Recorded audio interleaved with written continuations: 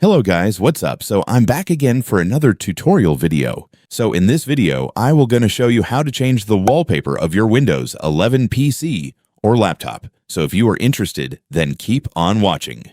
But before all that, if you are new to my channel, consider to like and subscribe for more videos like this. And also, you can comment down below if you have something that you want to make a tutorial about. So without further ado, let's start the tutorial. So to change the wallpaper of your Windows 11 PC or laptop, it's actually very easy. Just follow what I'm going to do. So for the first step, you will need to go to your Windows settings. So for that, just go to your Windows search bar and search settings. And after searching, just open your settings. And once you're on settings, next, I want you to go to the personalization section. And then click background.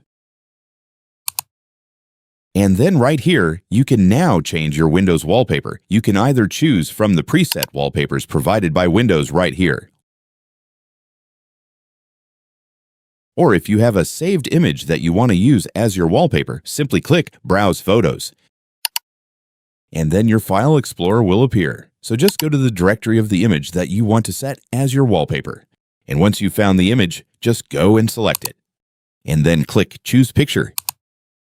And after that, it's done. Congratulations, you have now changed your Windows wallpaper just like that.